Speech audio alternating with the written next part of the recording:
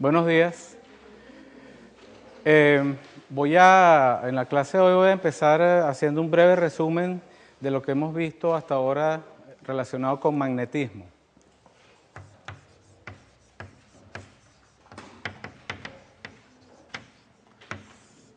Sabemos que los imanes permanentes producen una perturbación alrededor de ellos que hemos llamado campo magnético y que lo hemos representado por la letra B grande.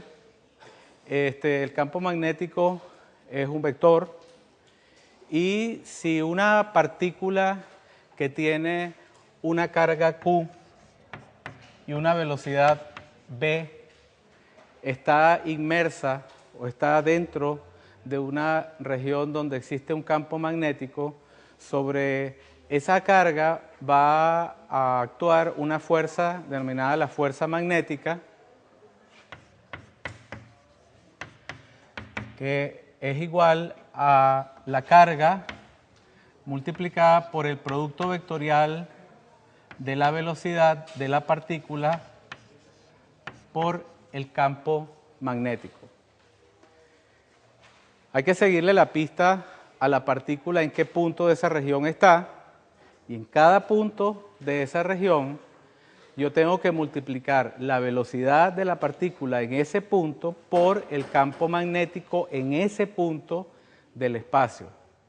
Para hacer este producto vectorial, multiplicarlo por Q, y eso me daría la fuerza en este punto. Si la partícula pasa a otro punto del espacio, donde existe otra velocidad y otro campo magnético, entonces habrá que hacer este producto vectorial en ese punto, multiplicarlo por la carga y me dará la fuerza en ese otro punto. Esta fuerza se añade a la fuerza eléctrica que todos conocemos, que actúa sobre una carga eléctrica debida a un campo eléctrico que es igual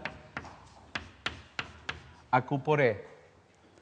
La suma de estas dos fuerzas, cuando la partícula cargada está en una región donde hay tanto campo magnético como campo eléctrico, la suma de esas dos fuerzas es lo que se conoce como la fuerza de Lorentz.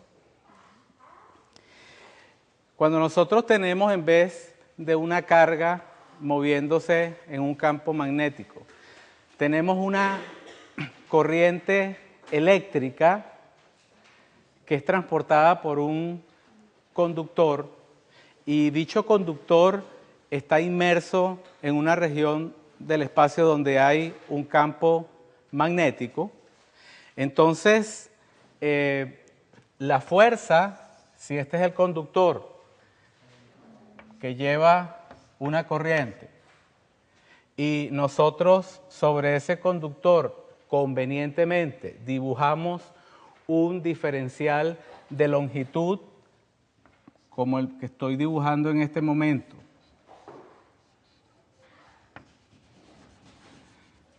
un dl,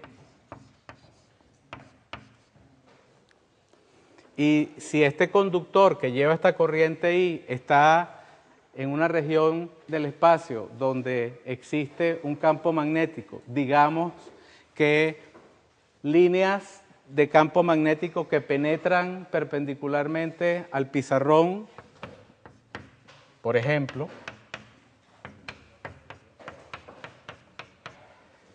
entonces nosotros podemos encontrar la fuerza que ejerce el campo magnético sobre este conductor que transporta una corriente I, que no es más que un movimiento de muchas cargas a una velocidad que es la velocidad de deriva o velocidad de arrastre que vimos en los capítulos anteriores.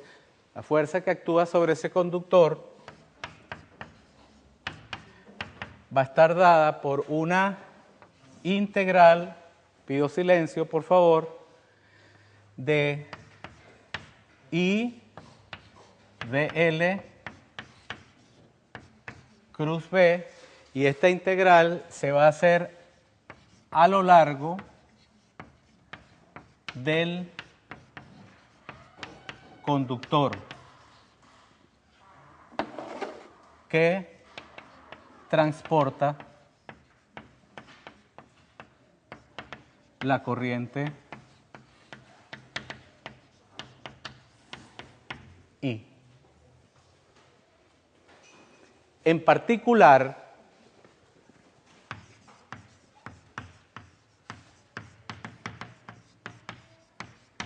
para un conductor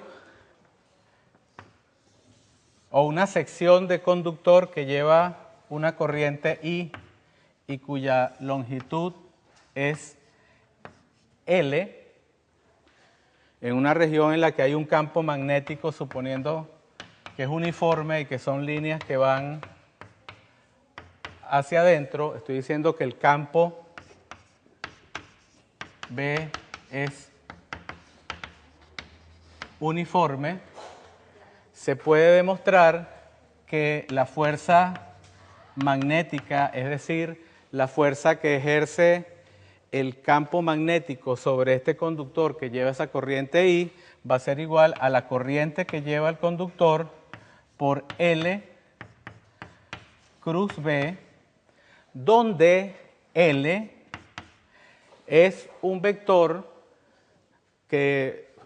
cuya longitud es la longitud del conductor y cuya dirección es la dirección en la que se mueve la corriente.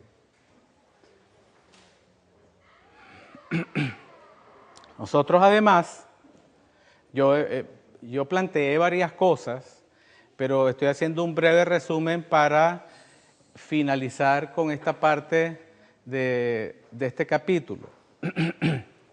Después nosotros, considerando esta expresión, lo que hicimos fue estudiar qué pasaba cuando una espira de corriente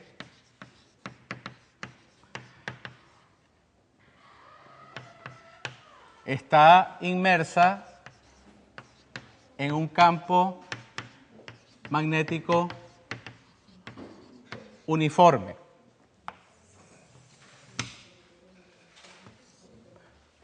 Por favor, ruego silencio. Esa espira de corriente nosotros la supusimos rectangular. La hemos podido suponer cuadrada o simplemente también como una espira, digamos, circular.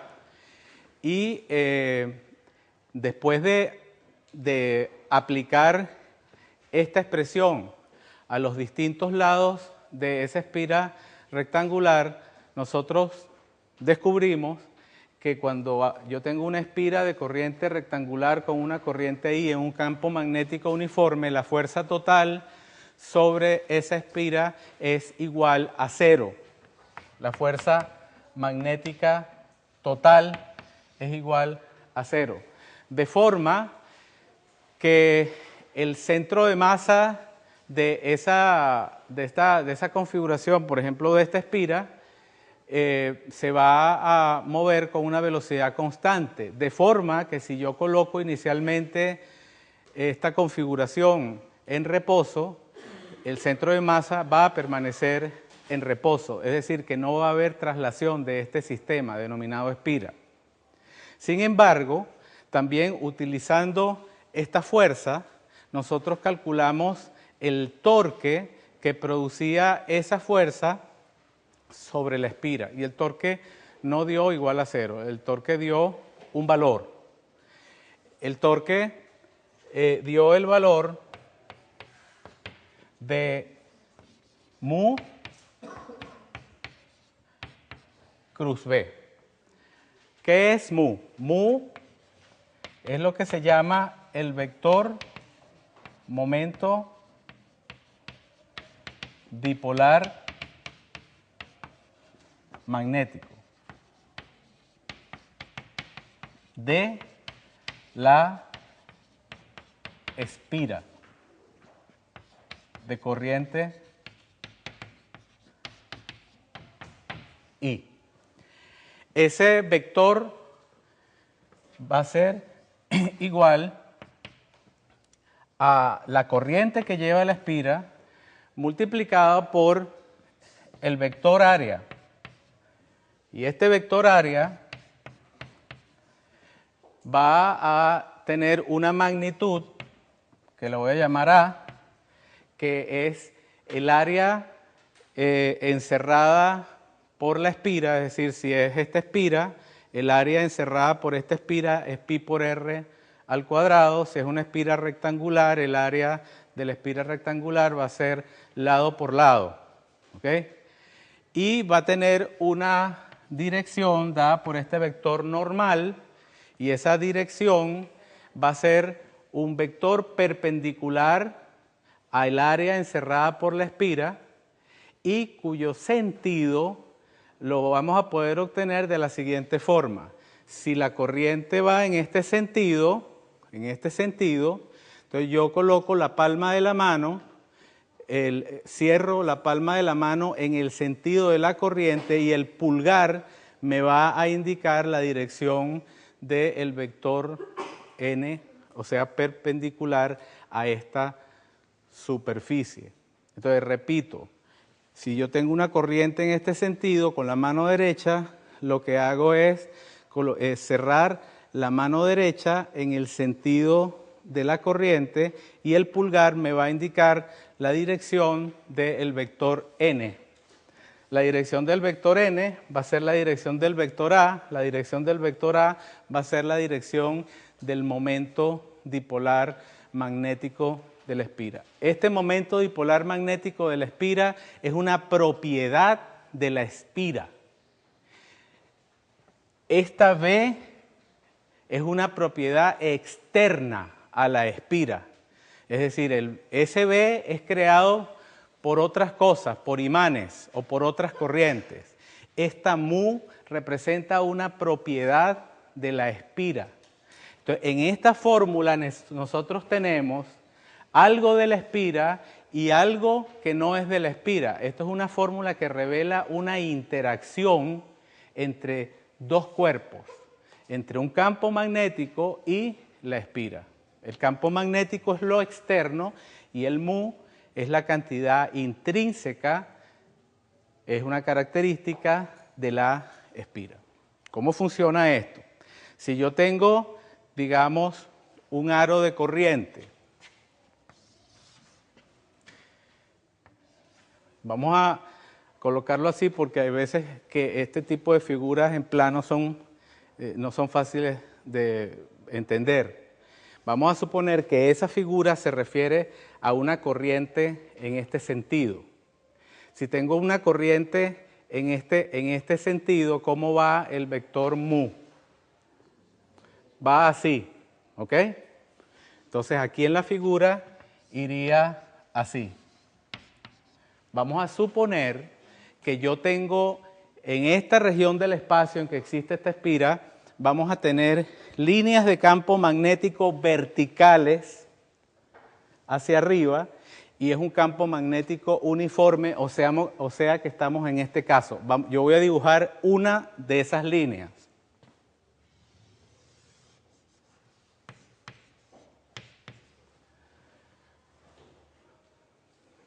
Hay muchas, pero dibujo una.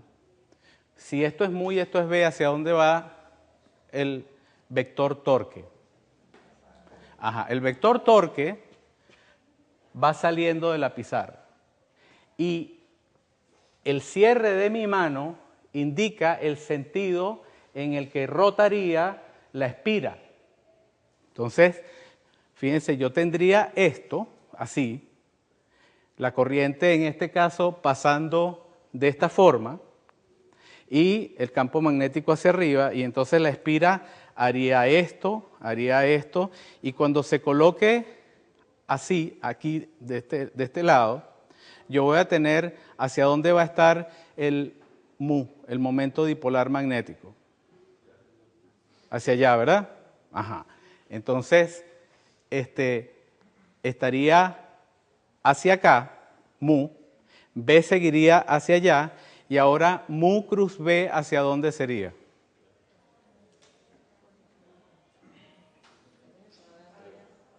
Ajá, pero entonces ahora, ¿cómo rotaría esto? En sentido contrario. Entonces lo que va a pasar es que esto va a hacer algo así. ¿Todos ven? Y va a ser algo así alrededor de esta dirección. O sea, la espira va a tender a alinearse a lo largo de esta dirección. No sé, es decir, no va a estar alineada, es decir, no se va a quedar así, pero va a tender a oscilar alrededor de esta posición.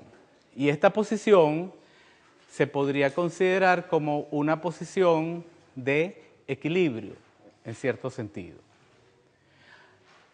Yo dije que para pasar de acá a un sistema que haga esto, en algún momento de este proceso hay que invertir la dirección de la corriente, de forma que invirtiendo la dirección de la corriente invierto el signo de mu, y al invertir mu hago que el torque sea tal que siempre el movimiento sea en este sentido. Esto es muy simple como lo estoy diciendo, pero es complicado ponerse a hacerlo con figuras. Yo les voy a dejar a ustedes que hagan esto, pero lo que estoy diciendo es el principio del motor eléctrico. Imagínense ustedes, algo que ustedes deben saber, pero tienen que leer. Yo voy a repetirlo. Esto que yo estoy hablando acá es el principio de lo que es un motor eléctrico. Si yo paso una corriente por una espira y la espira está en un campo magnético, la espira va a empezar a rotar. Si pasa esto de que la corriente va a ir en una sola dirección, entonces va a haber una oscilación de la espira alrededor de una posición de equilibrio. Pero si en un momento adecuado se invierte la dirección de la corriente, de forma que se invierte la dirección de mu y se invierte la dirección del torque, entonces se propicia un movimiento continuo en esta dirección, y eso es lo que es un motor eléctrico. Corriente eléctrica generando un movimiento de rotación. Esto es importantísimo que ustedes lo entiendan desde el punto de vista físico. Lo contrario a eso, es decir, movimiento de rotación produciendo una corriente eléctrica, ¿qué es? ¿Cómo se llama? Un motor eléctrico es, a partir de una corriente eléctrica, producir una rotación. ¿Y qué es lo contrario? A partir de una rotación, producir una corriente. Un generador eléctrico. De eso cuando se va la luz, que ahora estamos de moda aquí, que se va la luz,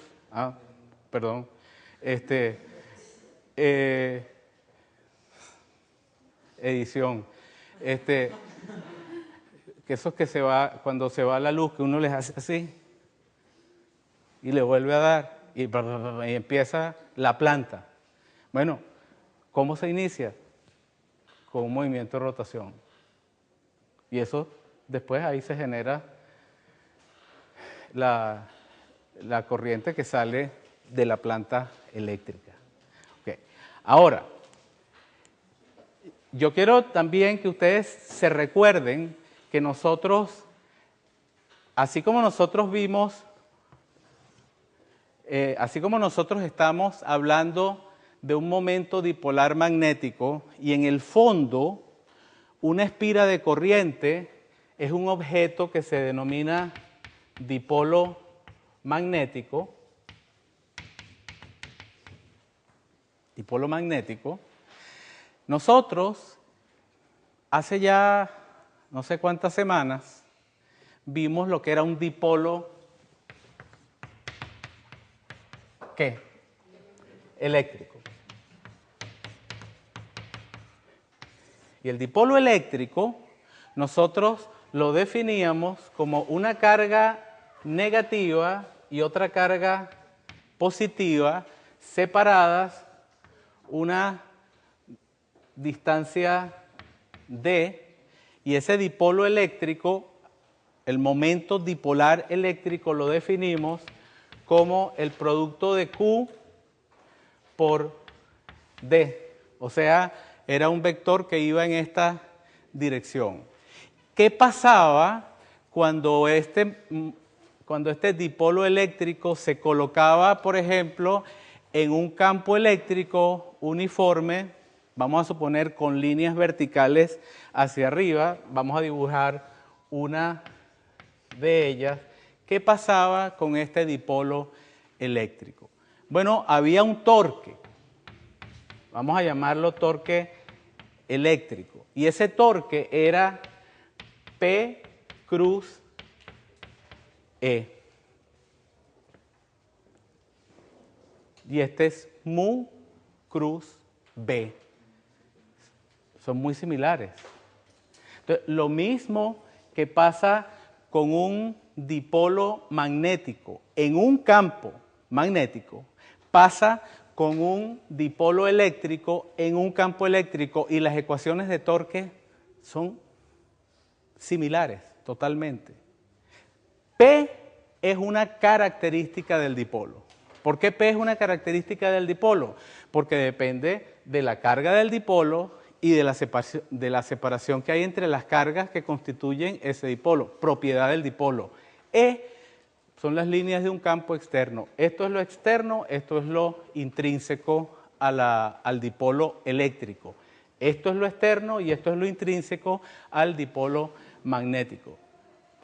Cuando yo coloco un dipolo magnético en un campo magnético, oscila alrededor de la posición de equilibrio que la define la dirección del campo magnético. Cuando coloco un dipolo eléctrico en un campo eléctrico, va a oscilar alrededor de esta posición de equilibrio que la define la dirección del campo eléctrico. Lo que se dice es que el dipolo magnético tiende a orientarse a lo largo de la dirección del campo magnético externo, y acá se dice que el dipolo eléctrico tiende a orientarse a lo largo de la dirección del campo eléctrico.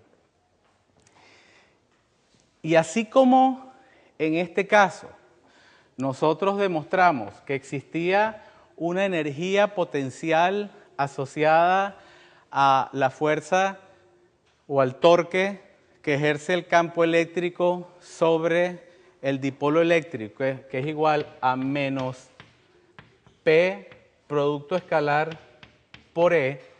En este caso también va a existir una energía potencial por la acción de este torque magnético sobre este dipolo magnético, que análogamente a aquel va a ser igual a menos mu escalar B. Yo no estoy demostrando esto rigurosamente, simplemente estoy recordando o estableciendo un paralelismo entre el dipolo magnético y el dipolo eléctrico. Y a partir de ese paralelismo estoy escribiendo una energía potencial para un dipolo magnético inmerso en un campo magnético.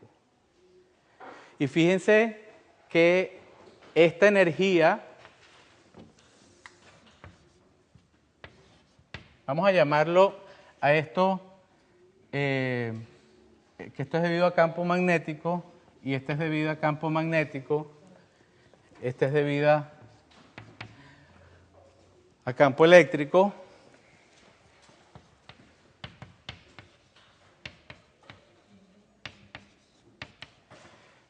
¿Cuándo es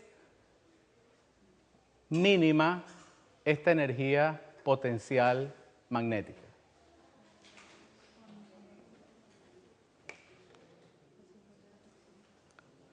¿Cuándo obtenemos el valor mínimo para esta energía potencial? U, B, min es cuando mu es paralelo a B.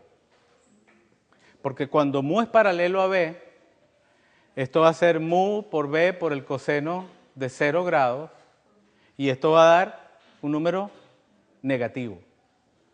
Y es el máximo número negativo que puedo obtener. O sea, va a ser la mínima energía que puedo obtener. Por eso, mu paralelo a B, cuando mu es paralelo a B, mu está aquí, la espira está así, en este caso. Y esta sería la posición de mínima energía potencial. Por eso es que oscila alrededor de esa posición de mínima energía potencial. Todo en la naturaleza avanza hacia mínima energía potencial. A la naturaleza le gusta ir hacia mínima energía potencial. Entonces a este sistema le va a gustar mantenerse oscilando alrededor de su posición de mínima energía potencial. ¿Cuál sería la posición relativa de mu y B cuando U es máxima?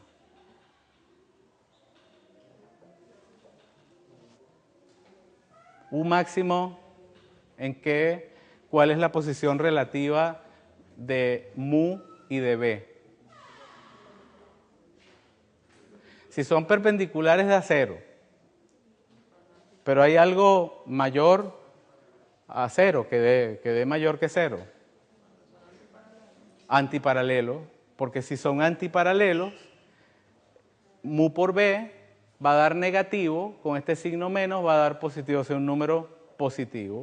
O sea, cuando son mu y B son antiparalelos, esa posición es la de máxima energía potencial. Y el sistema no va a atender a eso. Más bien se va a tratar de salir de esa posición. Tiza. Esta posición sería la posición de máxima energía potencial gravitatoria de la tiza. No se va a quedar allí si yo la suelto. Va a caer, va a tender a irse hacia su posición de mínima energía potencial, que es el piso. Entonces aquí pasa lo mismo tanto con el dipolo magnético como con el dipolo eléctrico. ¿Alguna pregunta? Ok.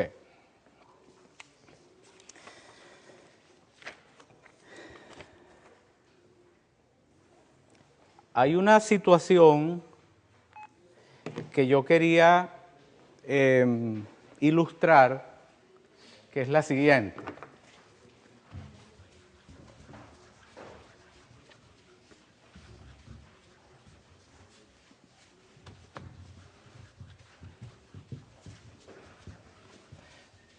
Se supone que todas las ecuaciones que yo acabo de escribir en la pizarra, ustedes deben saber manejarlas, operar con esas ecuaciones. La ecuación de torque, energía potencial de un dipolo magnético, obviamente la del dipolo eléctrico ya la conocen, pero las ecuaciones de fuerza sobre una carga en movimiento o sobre un conductor que lleva una corriente, ustedes deben saber manejar esas ecuaciones.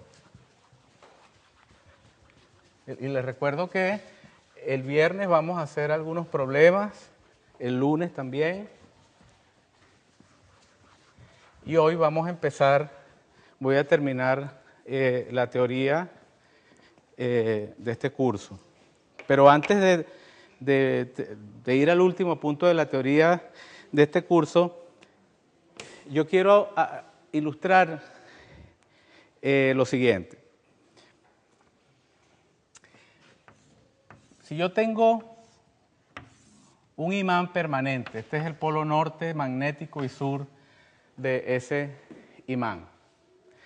¿Cómo van las líneas de campo magnético de este imán? ¿Salen de cuál y entran a cuál? Salen del norte y entran al sur.